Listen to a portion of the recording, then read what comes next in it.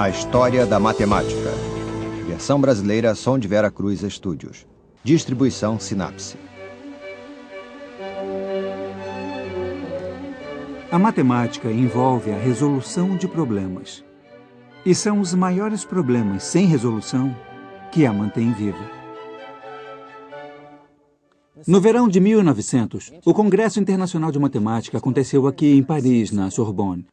Foi um negócio bastante simbólico, em nada ajudado pelo calor de agosto. Mas vai ser lembrado como um dos maiores congressos de todos os tempos, graças a uma palestra do promissor David Hilbert.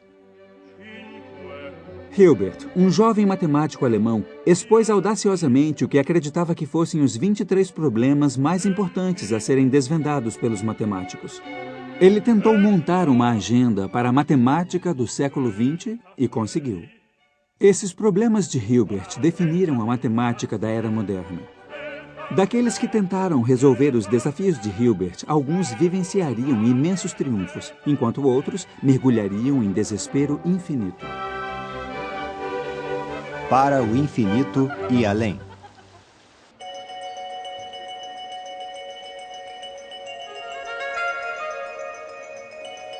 O primeiro problema da lista de Hilbert emergiu daqui, de Halle, na Alemanha Oriental. Foi aqui que o grande matemático Georg Cantor passou toda a sua vida adulta e onde se tornou a primeira pessoa a realmente entender o significado de infinito e dar precisão matemática a ele. A estátua na praça da cidade, no entanto, homenageia o outro filho famoso de Halle, o compositor Georg Handel. Para descobrir mais sobre Cantor, eu tive que pegar um trem para fora da cidade. Durante 50 anos, Halle foi parte da Alemanha Oriental comunista. E os comunistas adoram comemorar seus cientistas, tanto que puseram Cantor ao lado de um imenso cubo em sua homenagem. Mas sendo comunistas, eles não puseram o cubo no meio da cidade. Eles o puseram entre as pessoas.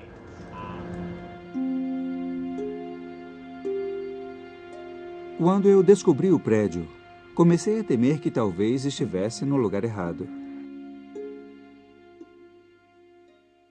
Devo dizer que esse é o lugar mais incomum para uma estátua de um matemático. Com licença? Por favor, pode me ajudar? O quê? Você fala a minha língua? Não. Não? Olha, eu estou procurando um Würfel. Um Würfel, é. Estou certo? Würfel é um cubo assim. E ele tem a figura de um matemático. Dá a volta ali. Dou a volta por ali? O nome dele é Cantor. Ah, é aquele? É bem maior do que eu imaginei. Achei que seria desse tamanho. Ah, aqui estamos no lado negro do cubo. Aqui está o homem, Cantor. Cantor é um dos meus maiores heróis. Se eu tivesse que escolher alguns teoremas que eu gostaria de ter provado, acho que os dois que Cantor provou estariam na lista dos meus 10 melhores. E isso porque, antes de Cantor, ninguém tinha entendido o infinito. Era um conceito traiçoeiro que parecia não ir a lugar nenhum. Mas Cantor mostrou que o infinito podia ser perfeitamente compreensível. Só que não havia só um infinito, mas infinitamente vários infinitos. Primeiro, Cantor pegou os números 1, 2, 3, 4 e assim por diante. Depois ele pensou em compará-los com conjuntos menores, algo como 10, 20, 30, 40. O que ele mostrou é que esses dois conjuntos infinitos de números, na verdade, têm o mesmo tamanho, porque podemos fazer pares deles, 1 com 10, 2 com 20, 3 com 30 e assim por diante. Então, eles são do mesmo tamanho de infinito. Tudo bem, mas e as frações? Afinal, havia infinitamente muitas frações entre quaisquer dos números inteiros. Então, certamente, a infinidade de frações é bem maior que a infinidade de números inteiros.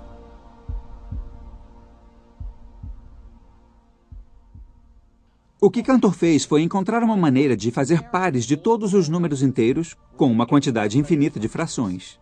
E foi assim que ele fez. Ele começou arrumando todas as frações numa grade infinita. A primeira fileira continha os números inteiros, frações com 1 embaixo. Na segunda fileira vinham as metades, frações com 2 embaixo. E assim por diante. Toda fração aparece em algum lugar nessa grade. Onde estão os 2/3? Segunda coluna, terceira fileira. Agora imagine uma linha indo e voltando diagonalmente pelas frações. Puxando essa numa linha reta, podemos combinar toda a fração com um dos números inteiros. Isso significa que as frações são do mesmo tipo de infinito que os números inteiros. Então, talvez todos os infinitos tenham o mesmo tamanho. Aí vem a parte mais emocionante, porque Cantor agora considera o conjunto de todos os números decimais infinitos. E aqui ele prova que eles nos dão um infinito maior, porque mesmo que você tente listar todos os decimais infinitos, Cantor produziu um argumento inteligente, mostrando como construir um novo número decimal que estava faltando na sua lista. De repente, a ideia de infinito se abriu. Há diferentes infinitos, alguns maiores que outros. É um momento emocionante, já que esses são os primeiros entendimentos humanos sobre como contar coisas. Mas agora contamos de maneira diferente, contamos infinitos. Uma porta foi aberta e uma nova matemática se estende à nossa frente. Mas isso nunca ajudou muito Cantor. Eu estou no cemitério em Hull, onde ele foi enterrado, e onde eu marquei de encontrar o professor Joe Dobbin. Ele teve a gentileza de fazer as conexões entre a matemática e a vida de Cantor. Ele era maníaco depressivo e um dos seus primeiros surtos foi em 1884. Mas, por volta da virada do século, essas ocorrências da doença mental se tornaram mais frequentes. Muita gente tentou acreditar que sua doença mental era de alguma forma desencadeada pela incrível matemática abstrata com a qual ele lidava. Ele realmente tinha dificuldades, então podia haver uma relação. E eu devo dizer que quando eu começo a contemplar o infinito, eu fico muito eufórico em ver o final dele. Mas conforme ele vai aumentando mais e mais, eu admito que começo a ficar meio nervoso com o que está acontecendo e para onde aquilo está indo. Na maior parte da vida de Cantor, o único lugar onde ele ia era este, o sanatório universitário. Não havia tratamento na época para a mania depressiva ou a paranoia que geralmente acompanhava as crises de Cantor. Mas a clínica era um bom lugar para ficar. Era um lugar confortável, quieto e tranquilo. E Cantor achava que seu tempo aqui lhe dava força mental para concluir sua exploração do infinito. Outros matemáticos se preocupariam com os paradoxos que o trabalho de Cantor havia criado. Curiosamente, essa era a única coisa que não preocupava Cantor. Ele nunca se preocupou com os paradoxos do infinito, como todo mundo. É mesmo? Porque Cantor acreditava que certas coisas ele poderia mostrar, poderia estabelecer com total certeza matemática. E depois, há o infinito absoluto, que só está em Deus. Ele podia entender tudo isso, e ainda há o paradoxo final que não nos é dado entender, mas só a Deus. Mas havia um problema que Cantor não podia deixar nas mãos do Todo-Poderoso. Um problema com o qual ele lutou o resto de sua vida e ficou conhecido como a hipótese do contínuo. Há um lugar para o infinito entre o menor infinito de todos os números inteiros e o maior infinito dos decimais? O trabalho de Cantor não foi bem recebido por muitos de seus contemporâneos, mas havia um matemático da França que o defendia, discutindo que a nova matemática do infinito de Cantor era linda e patológica. Felizmente, esse matemático era o mais famoso e respeitado de seu tempo. Quando Bertrand Russell foi perguntado por um político francês quem era o maior homem que a França havia produzido, ele respondeu sem hesitação, Poincaré. O político ficou surpreso por ele escolher o primeiro-ministro Raymond Poincaré, ao invés de Napoleão ou Balzac. Russell disse, não falo de Raymond Poincaré, mas de seu primo, o matemático Henri Poincaré. Henri Poincaré passou a maior parte de sua vida em Paris, uma cidade que ele amava, mesmo com seu clima incerto. Nas últimas décadas do século XIX, Paris era o centro do mundo matemático, e Poincaré se tornou seu guia. Álgebra, geometria, análise, ele era bom em tudo. Seu trabalho levaria a todos os tipos de aplicações, de encontrar um caminho embaixo da Terra a novas maneiras de se prever o clima. Poincaré era muito rígido com o seu dia de trabalho. 2 horas de trabalho pela manhã e 2 horas de trabalho no início da noite. Era entre esses 2 períodos que ele deixava seu subconsciente trabalhar o problema. Ele registra um momento em que teve um raio de inspiração que ocorreu no meio do nada, enquanto ele pegava um ônibus. E um desses raios de inspiração o levou ao sucesso. Em 1885, o rei Oscar II da Suécia e Noruega ofereceu um prêmio de 2.500 coroas para quem estabelecesse matematicamente de uma vez por todas se o sistema solar funcionava continuamente sem falhas ou poderia, de repente, se desregular. Se o sistema solar tivesse só 2 planetas, então Newton já tinha provado que suas órbitas poderiam ser estáveis. Os 2 corpos viajavam em elipses um em torno do outro.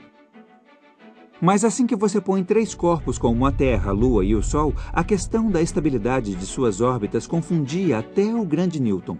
O problema é que agora você tem umas 18 variáveis, como as exatas coordenadas de cada corpo e sua velocidade em cada direção. Portanto, a resolução das equações se torna difícil.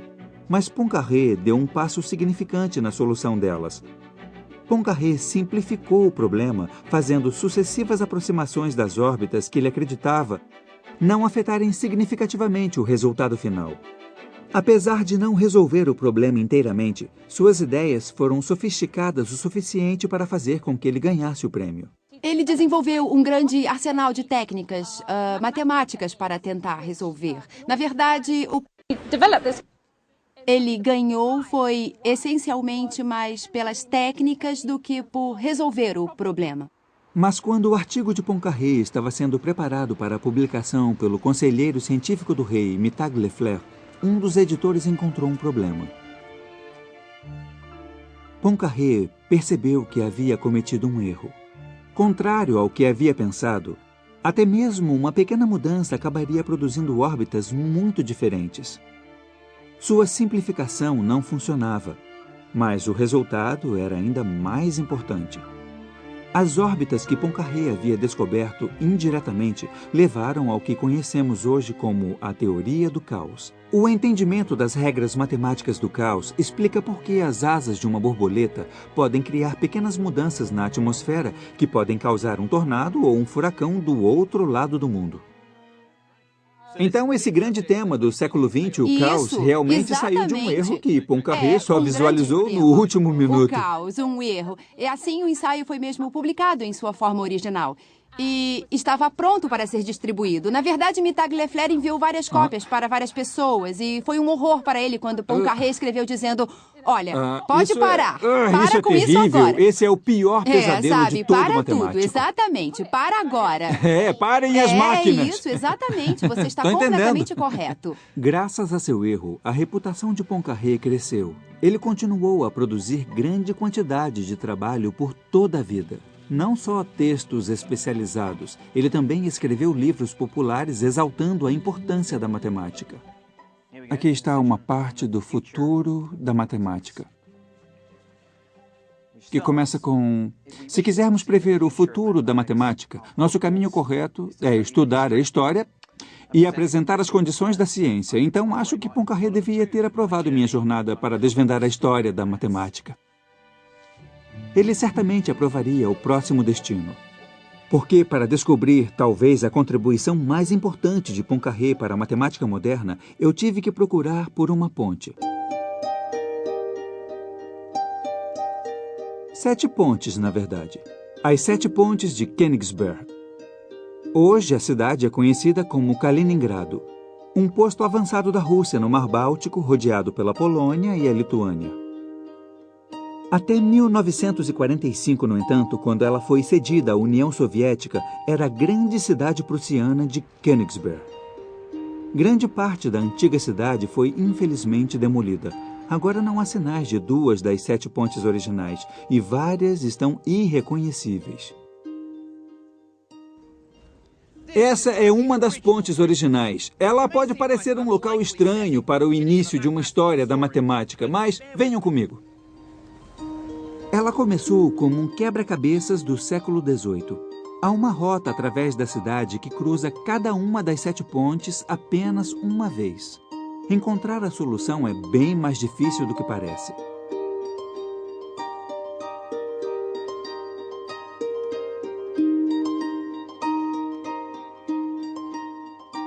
Um dia, ela foi resolvida pelo grande matemático Leonhard Euler, que em 1735 provou que não era possível. Não havia uma rota que não cruzasse ao menos uma ponte 2 vezes. Ele resolveu o problema fazendo um salto conceitual.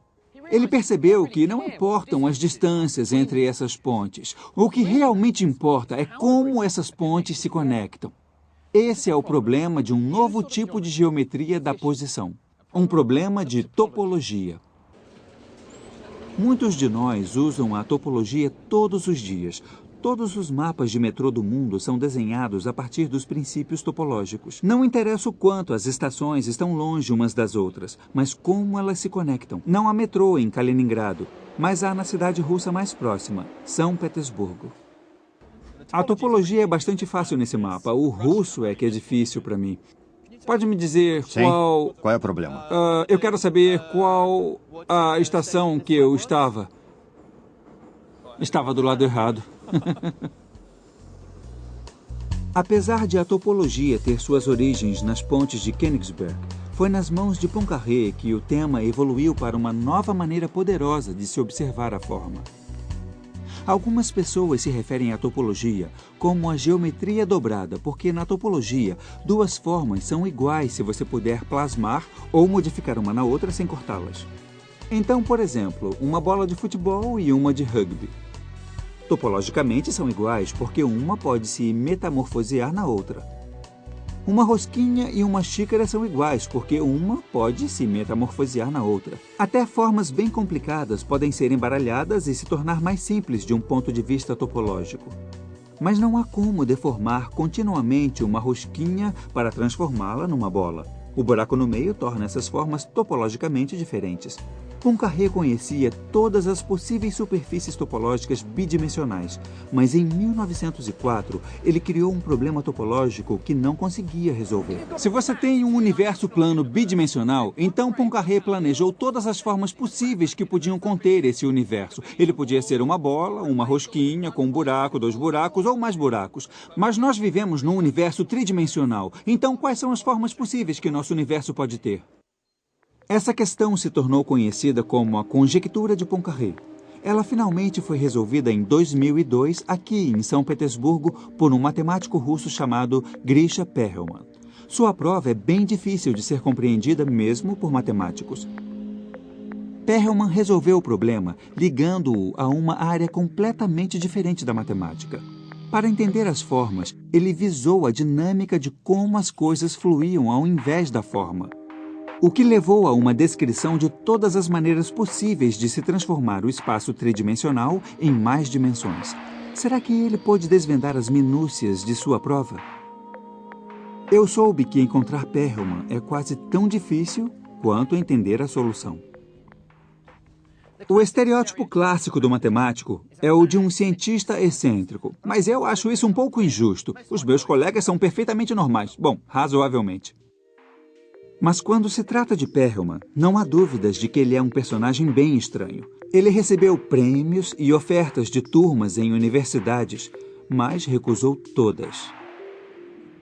Recentemente, ele parece ter desistido da matemática e se retirou para uma vida quase reclusa em sua modesta propriedade com sua mãe.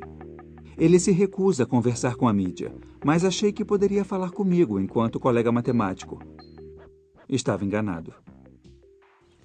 É interessante, acho que ele desligou a campainha. Provavelmente muita gente andou tocando. Eu tentei a de um vizinho e ouvi, mas a dele não faz barulho.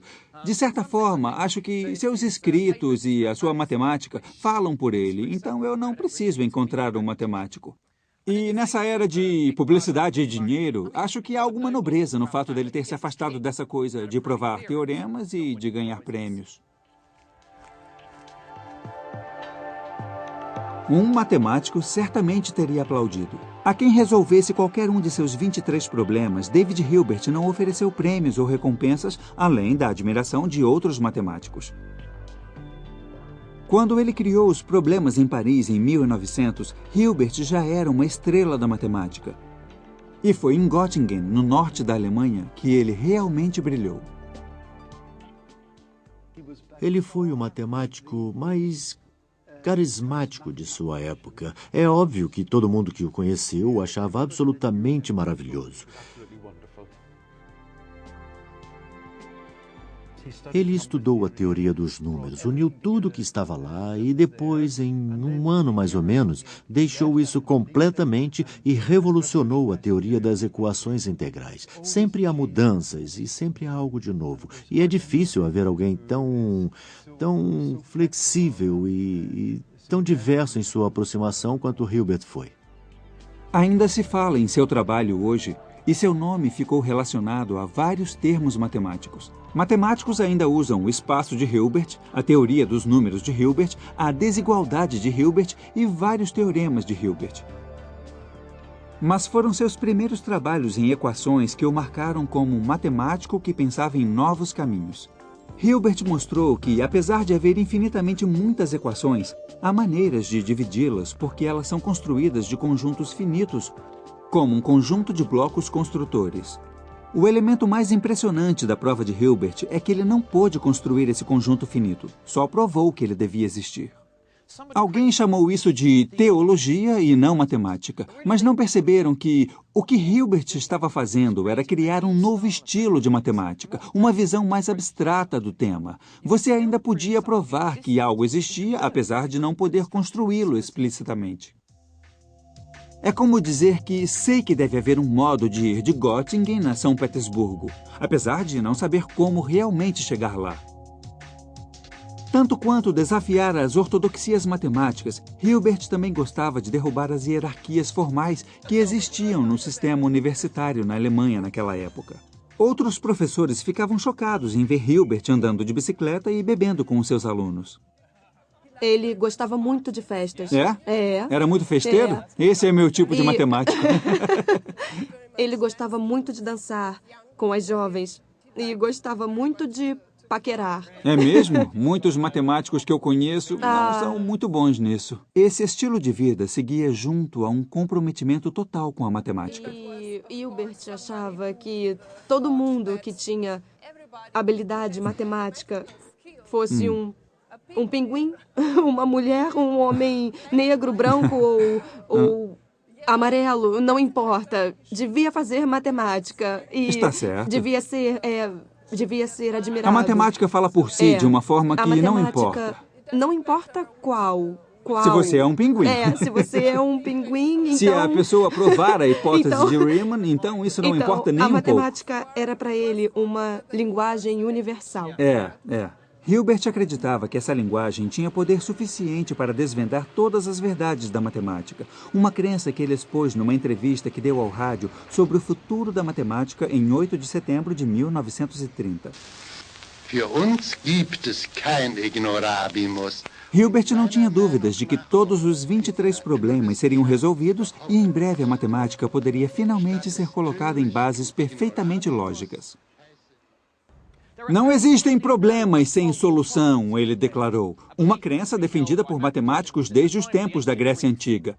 Ele terminou com o seu toque de trombetas. Devemos saber, vamos saber.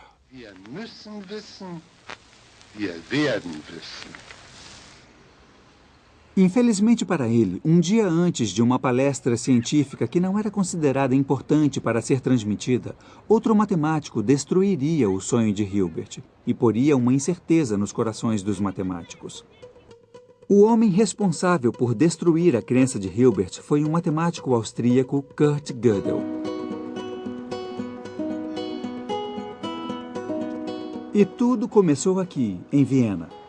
Até mesmo seus admiradores, e ele tem muitos, admitem que Kurt Gödel era um pouco estranho. Na infância, ele era inteligente, doente e muito estranho. Ele não parava de fazer perguntas, tanto que a sua família o chamava de Herr Warum, Senhor por quê. Gödel viveu em Viena nos anos 20 e 30, entre a queda do Império Austro-Húngaro e sua anexação pelos nazistas. Foi uma época estranha, caótica e excitante para se estar na cidade. Gödel estudou matemática na Universidade de Viena, mas passou a maior parte de seu tempo nos cafés, as salas de bate-papo da internet do seu tempo, onde, entre jogos de gamão e bilhar, A verdadeira excitação intelectual tomava lugar principalmente entre um grupo influente de filósofos e cientistas chamado de Círculo de Viena. Em suas discussões, Kurt Gödel sairia com uma ideia que revolucionaria a matemática. Ele se impôs um difícil teste matemático. Ele queria resolver o segundo problema de Hilbert e encontrar a base lógica para toda a matemática. Mas o que descobriu surpreendeu até a ele mesmo. Todos os seus esforços na lógica matemática não só não deram a garantia que Hilbert queria, na verdade, provaram o oposto. Acertei. Se chama Teorema da Incompletude.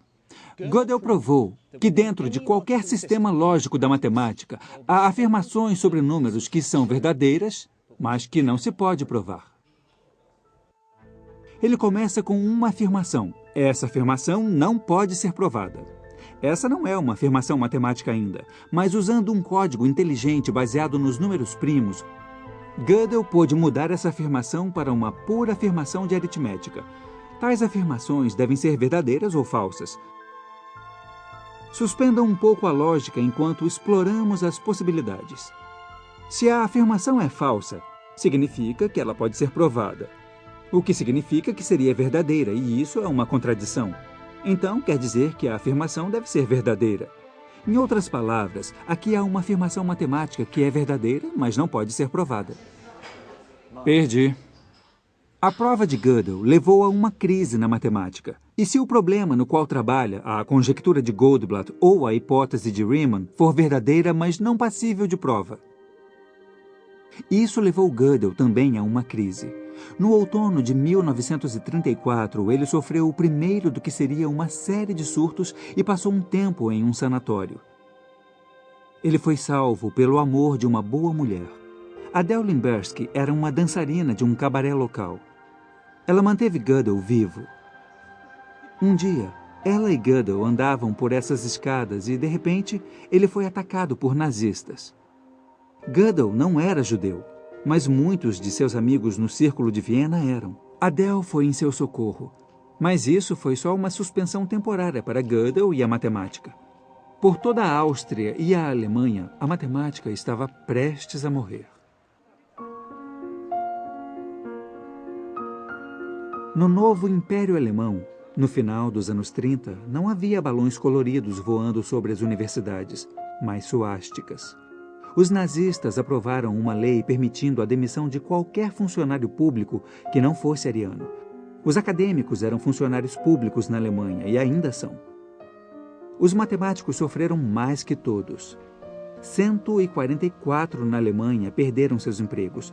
14 se suicidaram ou morreram em campos de concentração. Mas um matemático brilhante continuou. David Hilbert arranjou a fuga de alguns de seus mais brilhantes alunos e discursou contra a demissão de seus colegas judeus. Mas logo, ele também foi calado. Não é claro o porquê dele não ter fugido, ou pelo menos não ter protestado um pouco mais. Ele ficou doente no fim da vida, então talvez não tenha tido energia.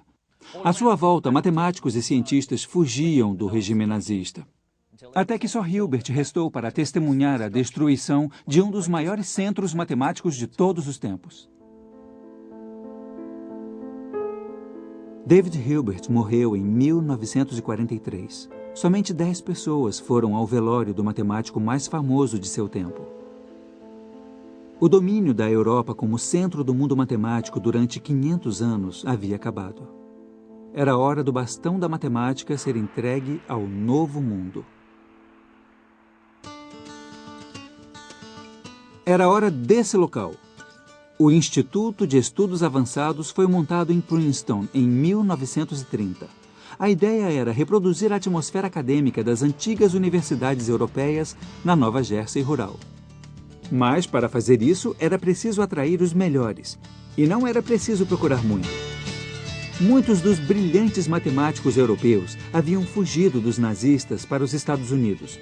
Pessoas como Hermann Weyl, cuja pesquisa teria grande importância para a física teórica, e John von Neumann, que desenvolveu a teoria dos jogos e foi um dos pioneiros na ciência da computação. o Instituto rapidamente se tornou o lugar perfeito para se criar outra Göttingen. Ele parava aqui, no número 112, para pegar o seu melhor amigo, um outro exilado europeu, Albert Einstein. Mas nem a tranquila Princeton ajudou Gödel a fugir de seus demônios. Einstein era sempre cheio de alegria. Ele descrevia Princeton como um exílio no paraíso. Mas Gödel, bem mais jovem, ficou cada vez mais solene e pessimista. Aos poucos, seu pessimismo se tornou paranoia. E ele passava cada vez menos tempo com os colegas matemáticos em Princeton. Gödel preferia vir aqui, para a praia, próximo ao mar, andar sozinho, pensando sobre os trabalhos do grande matemático alemão Leibniz. Mas enquanto Gödel se retraía para dentro de seu mundo interior, sua influência na matemática americana, paradoxalmente, ficava cada vez mais forte. E um jovem matemático da costa de Nova Jersey aceitou avidamente alguns desafios que ele propôs. 2, 3, 4, 5, 6, 7, 8, 9, 10 times a day I could love you. Nos Estados Unidos dos anos 50, a maioria dos jovens não estava preocupada com a matemática. A maioria queria um estilo de vida mais hedonista nessa nova terra de sorvetes e rosquinhas. Mas um adolescente não seguiu as buscas comuns da adolescência americana e preferiu se agarrar aos maiores problemas da matemática. Desde muito jovem, Paul Cohen ganhava competições e prêmios de matemática. Mas ele achou difícil, de início, encontrar um campo na matemática em que pudesse realmente deixar sua marca, até que leu sobre a hipótese do contínuo de Cantor. Esse foi o único problema, como ouvi em Hall, que Cantor não pôde resolver. Ele questiona se há um conjunto infinito de números maior que o conjunto de todos os números inteiros, mas menor que o conjunto de todos os decimais. Parece fácil de entender, mas todas as tentativas de resolvê-lo fracassaram, desde que Hilbert o tornou seu primeiro problema em 1900. Com a arrogância da juventude dos seus 22 anos, Paul Cohen decidiu que conseguiria. Cohen fez um ano depois a extraordinária descoberta de que ambas as respostas podiam ser verdadeiras. Havia uma matemática onde a hipótese do contínuo podia ser tida como verdadeira. Não havia um conjunto entre os números inteiros e os decimais infinitos. Mas havia uma matemática igualmente consistente, onde a hipótese do contínuo podia ser considerada falsa. Nela havia um conjunto entre os números inteiros e os decimais infinitos. Era uma solução incrivelmente ousada. A prova de Cohen parecia verdadeira, mas seu método era tão novo que ninguém tinha certeza absoluta. Só havia uma pessoa em cuja opinião todos confiavam. Houve muito ceticismo. E ele teve que preparar para que o Instituto levasse a Gödel. E só depois que Gödel deu seu aval, de maneira incomum, ele disse: me dá seu trabalho, e depois da segunda-feira, pôs de volta no correio dizendo: sim, está correto. Aí, claro, tudo mudou. Hoje, matemáticos usam a afirmação de que os resultados dependem da hipótese do contínuo. Construímos dois mundos matemáticos diferentes, onde em um deles a resposta é sim e no outro é não. Paul Cohen realmente agitou o universo matemático. Isso deu fama, riqueza e prêmios a ele. Ele não publicou muito depois desse sucesso inicial nos anos 60, mas foi totalmente explosivo. Eu não imaginei ninguém melhor para se estudar, e ele teve prazer em ensinar tudo o que sabia e até coisas que não sabia. Com a confiança que veio da solução do primeiro problema de Hilbert, Cohen se preparou em meados dos anos 60 para partir para o mais importante problema de Hilbert, o oitavo, a hipótese de Riemann. Quando morreu em 2007 na Califórnia, 40 anos depois, ele ainda tentava. Mas, como muitos matemáticos famosos antes, Riemann venceu até ele. Mas sua aproximação inspirou outros a fazer progressos em direção a uma prova, incluindo um de seus alunos mais famosos, Peter Sarnak. Eu acho que, enfim, eu amo esse cara. Ele foi minha inspiração. Eu fico muito feliz de ter trabalhado com ele. Ele me pôs no caminho certo. Paul Cohen é um bom exemplo de sucesso do grande sonho americano. Da segunda geração de imigrantes judeus, ele se torna um grande professor americano. Mas eu não diria que sua matemática é particularmente um produto americano. Cohen se envolveu tanto com seu problema que provavelmente o teria realizado em qualquer lugar. Paul Cohen teve relativa facilidade, mas outro grande matemático americano nos anos 60 encarou uma luta bem mais dura para causar impacto. Na verdade, porque era uma mulher. Na história da matemática, quase todos os grandes matemáticos foram homens, mas houve algumas exceções. Houve a russa Sofia Kovalevskaya, que se tornou a primeira mulher professora de matemática em Estocolmo em 1899 e ganhou um prêmio matemático francês de muito prestígio, e depois Emmy Noether, uma talentosa na álgebra que fugiu dos nazistas para os Estados Unidos, mas morreu antes de realizar totalmente seu potencial. E depois teve a mulher que me fez cruzar o país, Julia Robinson, a primeira mulher a ser eleita presidente da Sociedade Americana da Matemática.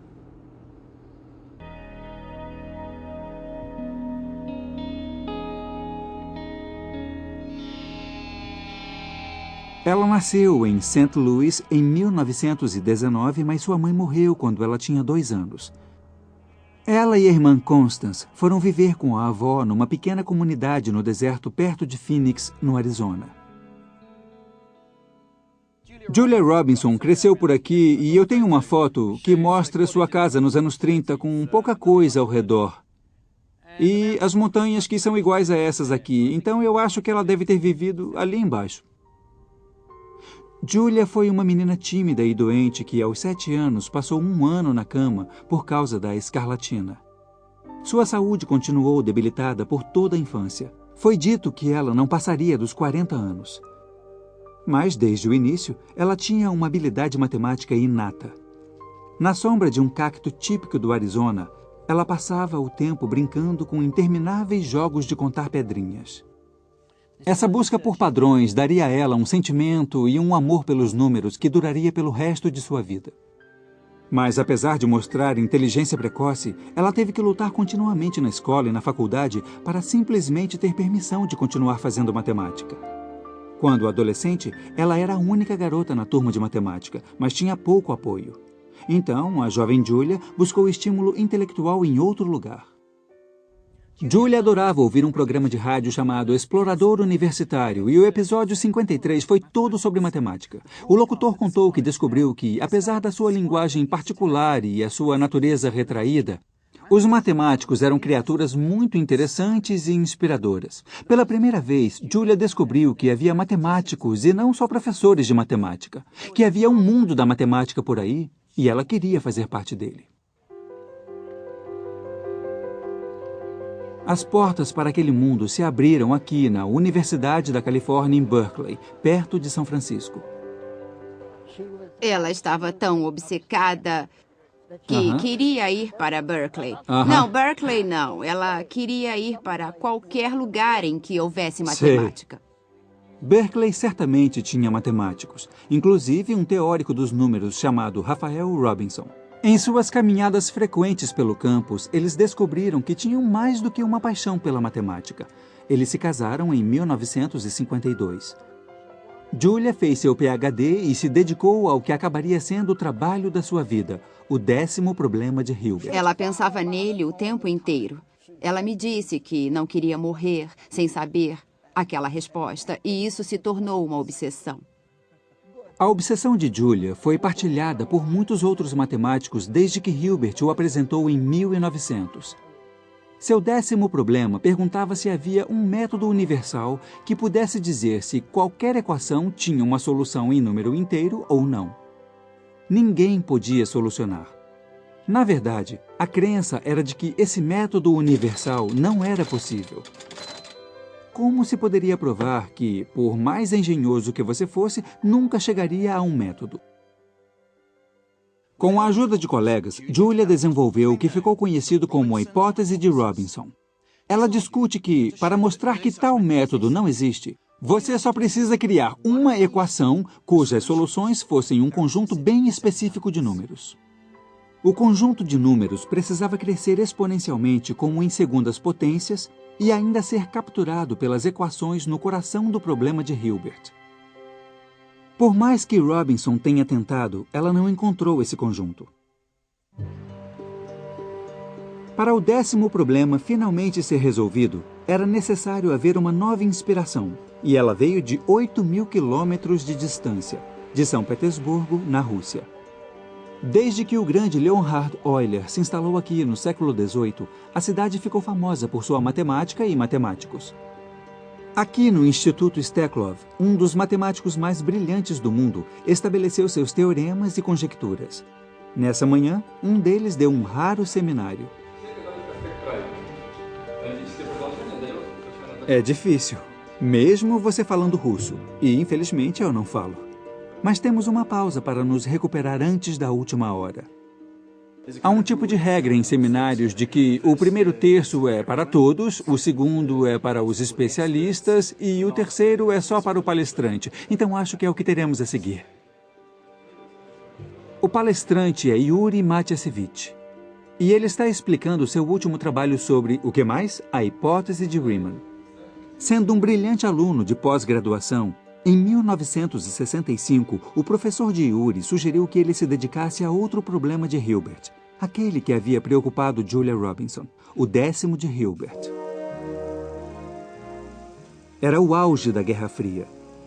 Talvez Matiasevich pudesse conseguir para a Rússia o que Julia e seus colegas matemáticos americanos não tinham conseguido. Primeiro, eu não gostava do enfoque. Sei. A afirmação me parecia bem estranha, artificial. Mas depois de algum tempo eu entendi que era bastante natural. Então entendi que ela teve uma ideia nova brilhante e comecei a desenvolver a partir dela. Em janeiro de 1970, ele encontrou a última peça vital do quebra-cabeças. Ele viu como capturar a famosa sequência de Fibonacci, usando as equações que estavam no centro do problema de Hilbert. A partir do trabalho de Julia e de seus colegas, ele resolveu o 10º, e tinha apenas 22 anos.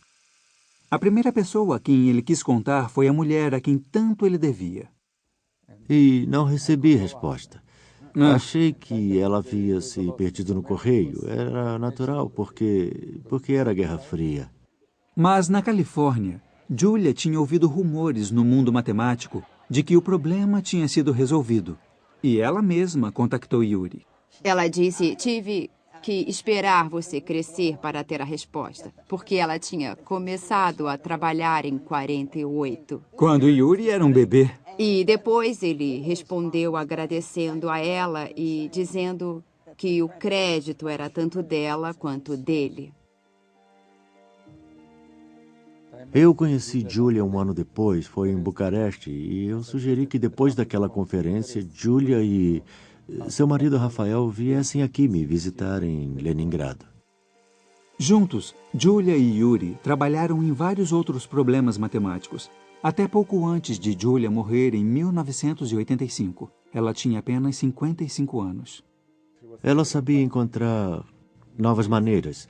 Muitos matemáticos apenas combinavam métodos já conhecidos para resolver novos problemas.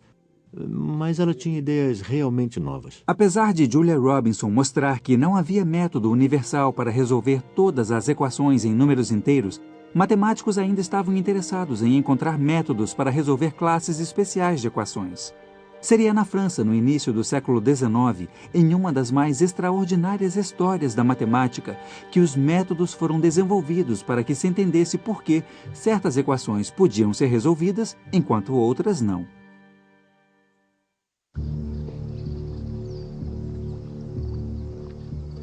Era início da manhã em Paris, em 29 de maio de 1832. Évariste Galois estava prestes a lutar por sua vida. Era o reinado do reacionário rei Charles X de Bourbon. E Galois, como muitos jovens raivosos em Paris, era um revolucionário republicano. Mas, diferente do resto de seus camaradas, ele tinha uma outra paixão, a matemática. Ele passou 4 meses preso, E depois, em uma misteriosa saga de amor não correspondido, ele foi desafiado em um duelo. Ele ficou acordado a noite anterior, refinando uma nova linguagem para a matemática que ele desenvolveria. Galois acreditava que a matemática não devia ser o estudo dos números e das formas, mas o estudo da estrutura. Talvez ele ainda estivesse preocupado com a sua matemática. Apenas um tiro foi disparado naquela manhã. Galois morreu no dia seguinte, aos 20 anos de idade. Foi uma das maiores perdas da matemática. Somente no início do século XX, Galois seria reconhecido e suas ideias totalmente realizadas.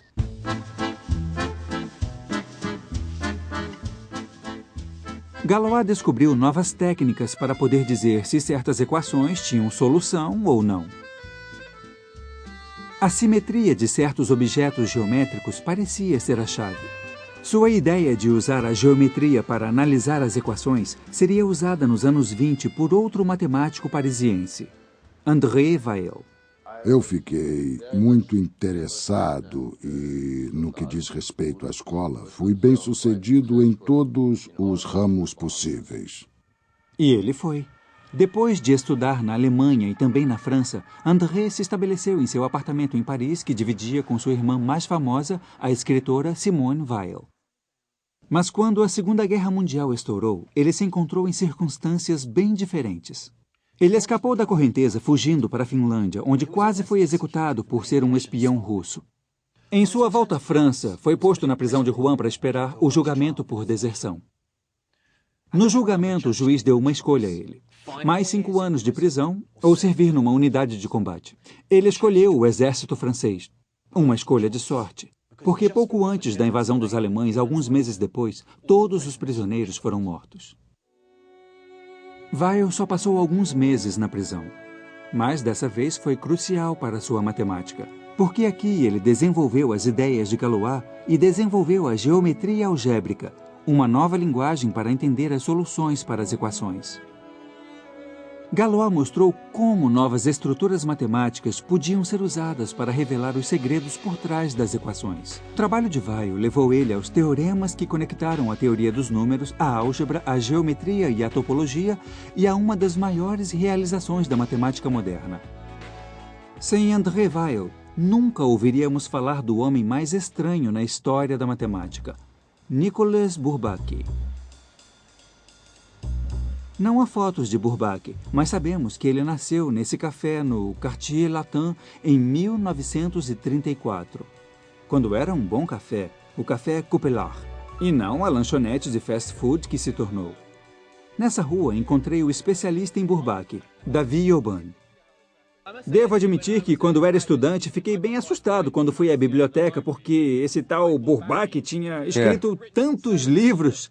Alguma coisa entre 30 ou 40 ao todo, sobre análise, geometria, topologia, tudo em novas bases. Eu li sobre isso. Todos que estudavam matemática a sério em qualquer lugar do mundo nos anos 50, 60 ou 70 leram Nicolas Bourbaki. Ele se candidatou a membro da Sociedade Americana de Matemática. Mas nesse ponto ele foi recusado com a justificativa de que ele não existia. Os americanos estavam certos. Nicolas Bourbaki não existia mesmo. Nunca existiu. Bourbaki é, na verdade, o pseudônimo de um grupo de matemáticos franceses liderados por André Weil, que escreveu uma descrição coerente da matemática do século XX. Na maioria das vezes, os matemáticos gostam de ter seus próprios nomes nos teoremas. Mas, para o grupo Bourbaki, o objetivo do projeto ultrapassava qualquer desejo de glória pessoal. Depois da Segunda Guerra Mundial, o bastão de Bourbaki foi passado à próxima geração de matemáticos franceses. E seu membro mais brilhante foi Alexander Grothendieck. Aqui na IHES, em Paris, o equivalente francês ao Instituto de Estudos Avançados de Princeton, Grothendieck deu seus famosos seminários nos anos 50 e 60.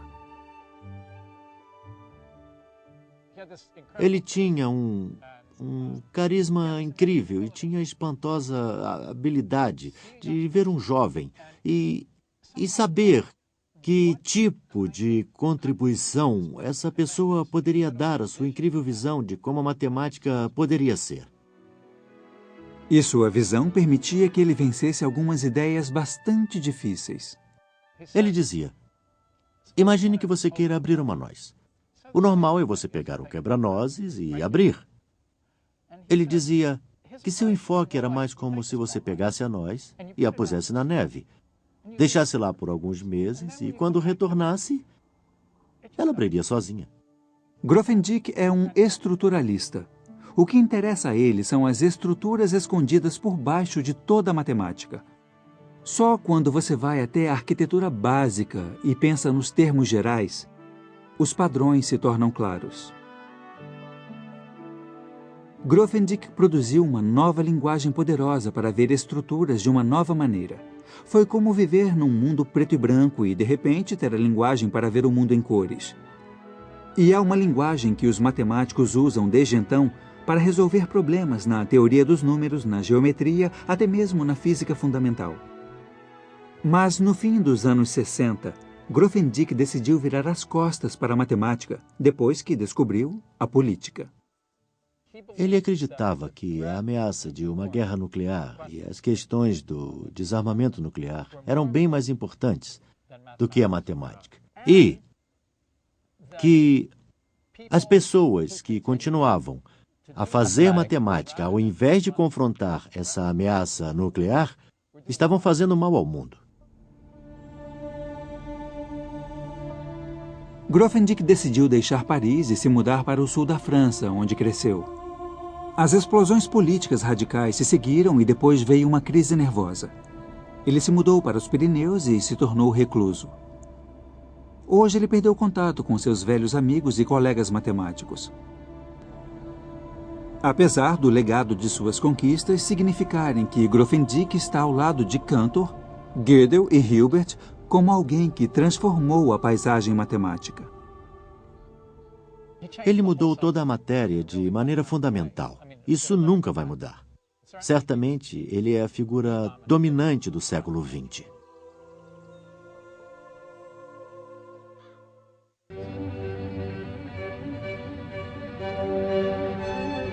Eu voltei à Inglaterra pensando de novo sobre outra figura embrionária do século XX. A pessoa que começou tudo isso, David Hilbert. Dos 23 problemas que Hilbert propôs aos matemáticos no ano de 1900, a maioria deles agora está resolvida. No entanto, há uma grande exceção. A hipótese de Riemann, o oitavo da lista de Hilbert. Este ainda é o santo graal da matemática. A palestra de Hilbert inspirou uma geração a buscar seus sonhos matemáticos. Hoje, pela manhã, onde eu cresci, espero inspirar outra geração.